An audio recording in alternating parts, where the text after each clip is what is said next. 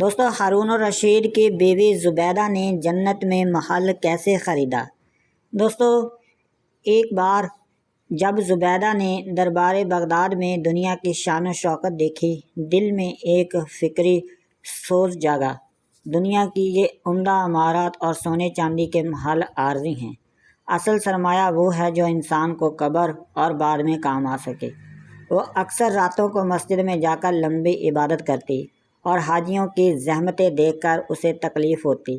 ایک بار بغداد کے ایک معروف درویش فقیر نے اسے سمجھایا، بیگم، دنیا کی دولت تمہیں سواری دے سکتی ہے، مگر جنت کا محل تمہیں اپنے اعمال سے ہی مل سکتا ہے۔ جنت خریدنے کا مطلب اللہ کے راستے میں مستقل صدقہ جاریہ، ضرورت مندوں کی مدد اور لوگوں کے لیے رہنمائی۔ زبیدہ نے کہا، میں اپنا سارا خزانہ ان کاموں میں خرچ کروں گی جو لوگوں کے لیے مستقل فائدہ رکھیں، یہی میرا محل جنت ہوگا۔ پھر اس نے یہ بڑے منصوبے شروع کیے۔ اس نے سفر حج کا ایک طویل راستہ پوری توانائی سے بنوایا۔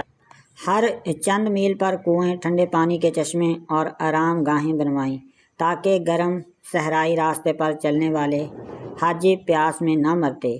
بندوں کے لیے روزانہ کھانے پینے کا انتظام، کھانا دینے والے خانقاہ نما انتظامات قائم کیے گئے تاکہ مسافر غریب کھائیں پئیں۔ اس نے مساجد، پل اور خاص طور پر پانی کے ذخائر بنوائے۔ یہ سب ایسے پلر بنے جو صدیوں تک لوگوں کے کام آئے۔ زبیدہ نے بیوہ اور یتیموں کے لیے وقفیں رکھیں، دکانداروں اور کاریگروں کو کام دلوایا اور دانے ہاتھ کے ساتھ اپنی دولت بانٹی۔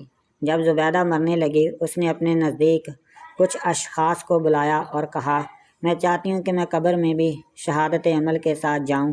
مجھے بتاؤ، کیا میرے یہ کام میرے لیے جنت میں محل بنائیں گے؟ درمیان والوں نے کہا، تم نے جو صدقہ جاریہ، حاجیوں کی خدمت اور عوامی فلاح کے لیے کام کیے، وہی تمہارا واقعی محل ہے۔ لوگ صدقہ جاریہ کے ثمرات سے ہمیشہ دعا گو رہیں گے۔ یہی جنت کا حقیقی ٹھکانہ ہے۔ لوگ کہتے ہیں آخرت میں اللہ تعالیٰ نے ان کی نیکیوں کو قبول فرمایا اور اس کے لیے اعلیٰ مقام مقرر کیا۔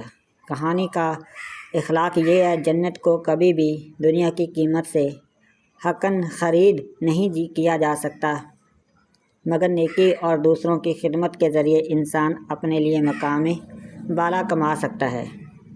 حقیقت یہ ہے، زبیدہ نے خربوں خرچ کر کے حاجی راستوں، کنووں اور عوامی سہولتوں کے لیے بڑے کام کیے۔ یہ تاریخی ریکارڈ میں آتا ہے۔ جنت میں محل خریدنا دراصل ایک لوک کہانی ہے۔ مطلب یہ ہے کہ اس نے اپنی دولت خیر کے کاموں میں خرچ کر کے ایک مستقل نیکی قائم کی جو لوگوں کی دعاؤں اور فائدے کی وجہ سے اسے آخرت میں نفع پہنچتی رہے گی۔